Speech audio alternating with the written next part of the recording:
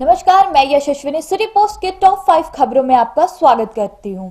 महाराष्ट्र में शिवसेना, एनसीपी और कांग्रेस की सरकार बन जाने के बाद जेडीयू के राष्ट्रीय उपाध्यक्ष प्रशांत किशोर का एक धमाकेदार ट्वीट सामने आया है।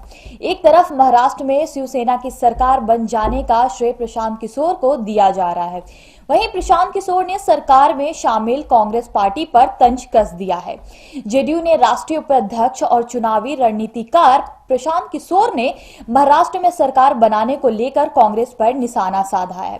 उन्होंने कहा कि बिना किसी महत्वपूर्ण और सार्थक प्रयास के अपनी राजनीतिक महत्ता और सत्ता में भागीदारी बनाए रखने के कांग्रेस के वर्तमान नेतृत्व का कोई मुकाबला नहीं।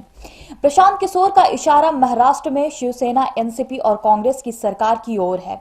उन्होंने कांग्रेस नेतृत्व पर तंज कसते हुए कहा कि बिना किसी महत्वपूर्ण और सार्थक प्रयास के पार्टी ने राजनीतिक महत्ता और सत्ता में भागीदारी बनाए रखी है। सवाल ये उठ रहा है, उद्धव ठाकरे को चुनावी मंत्री और मुख्यमंत्री की कुर्सी पर काबिज होने की रणनीति बताने वाले प्रशांत किशोर को क्यों कांग्रेस की सत्ता में भागीदारी रास नहीं आ रही है। 2 केंद्रीय विद्यालयों के लिए जमीन की मांग को लेकर पिछले 3 दिनों से आमरण अनशन पर बैठे राष्ट्रीय लोक समता पार्टी के अध्यक्ष और पूर्व केंद्रीय मंत्री उपेंद्र कुशवाहा की हालत खराब हो गई है।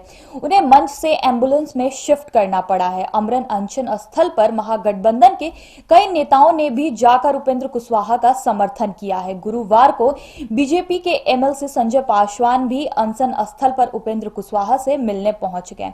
उन्होंने पटना में मिलर हाई स्कूल जाकर कुशवाहा के मुलाकात की और उनका हालचाल पूछा। उपेंद्र कुशवाहा की तबीयत गुरुवार को बिगड़ गई है। डॉक्टर के अनुसार कुशवाहा का ब्लड प्रेशर बढ़ गया है, वजन तेजी से घट रहा है, इतने कमजोर हो गए हैं कि बैठा नहीं जा सकता है। उन्हें अमरण स्थल पर ही एम्बुलेंस में रखा गया है। उनकी पत्नी स्नेहलता भी उनका हालचाल जानने के लिए पहुंच गई। उन्होंने भी सरकार से उनकी मांग पर तुरंत विचार करने की अपील की है, लेकिन संजय पासवान के उपेंद्र कुशवाहा के मिलने को लेकर राजनीतिक सरगर्मी बढ़ गई है। गौरतलब है कि इसके पहले बीजेपी नेता सीपी ठाकुर, आरके सिंह भी उपेंद्र कुशवाहा से एनडीए में वापस लौट जाने की अपील कर चुके हैं। रांची हाई कोर्ट में एक अजीबोगरीब मामला सामने आया है। बिहार सरकार के एक कर्मचारी पर एक युवक से पिछले 8 सालों से शारीरिक संबंध बनाने और फिर शादी करने से इनकार कर देने का आरोप लगाया है।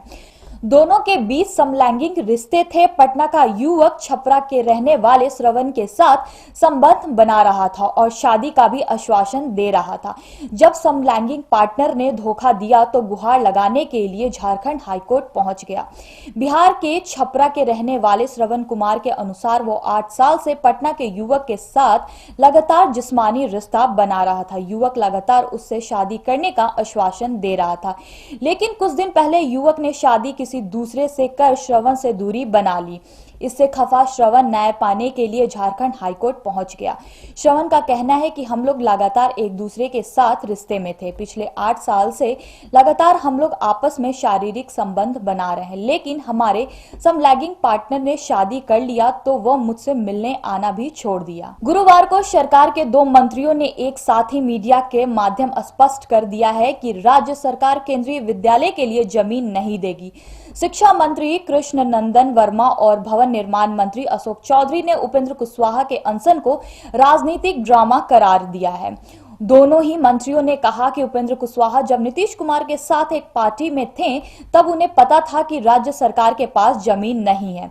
बिहार सरकार के मंत्रियों ने कहा कि जमीन की कमी को लेकर राज्य सरकार ने कई बार पत्राचार कर भी केंद्र सरकार को अवगत कराया था।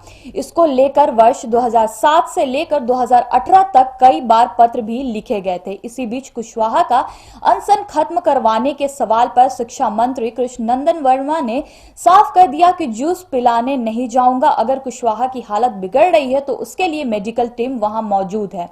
शिक्षा मंत्री ने कहा कि राज्य में 2950 पंचायतों में हाई स्कूल खोले जाने के लिए भी राज्य सरकार के पास जमीन नहीं है, जिससे कि उत्क्रमित किया जाएगा। ऐसे में केंद्रीय विद्यालय के लिए राज्य सरकार निःशुल्क जमीन देने की स्थिति में नहीं है। वहीं भवन निर्माण मंत्री अशोक चौधरी ने कहा कि ये मंत्री थे तब राज्य सरकार ने केंद्र सरकार के पत्राचार किया था तो कहा था कि हम तैयार भी होंगे, तो उसी शर्त पर जब 75% लोकल बच्चों का उसमें नामांकन होगा, लेकिन उसको लेकर सहमति नहीं मिली। अशोक चौधरी ने कहा था कि आजाद हिंदुस्तान की पहली घटना होगी कि देश के शिक्षा मंत्री रहते हुए भी इन्होंने धरना किया था, जो कि हास्यास्पद था। केंद्रीय मंत्री और लोजपा के संस्थापक रामविलास पासवान ने गुरुवार को कहा कि राजद प्रमुख लालू प्रसाद सहित देश के अन्य वयोवृद्ध राजनेताओं को नई पीढ़ी को मौका देते हुए अपने अपने राजनीतिक उत्तराधिकारियों की घोषणा कर देनी चाहिए। पटना में बापू सभागार में लोजपा के स्थापना दिवस पर आयोजित एक समारोह को संबोधित करते हुए रामविलास पासवान ने अपने पुत्र चिराग पासवान को पार्टी का राष्ट्रीय अध्यक्ष और भतीजा प्रिंस राज को पार्टी का प्रदेश अध्यक्ष बनाए जाने पर उन्हें शुभकामनाएं दी। केंद्रीय मंत्री ने कहा, हम तो दूसरे लोगों को भी कहेंगे कि भैया नया जनरेशन है, पार्टी पद छोड़ते क्यों नहीं हो। लालू जी जेल में बंद है, अपने ही बच्चों में से ही राजद का राष्ट्रीय अध्यक्ष बनाना है, चाहे तेजस्वी, तेज प्रताप या मीशा को बनाए, किसी को भी बना दें।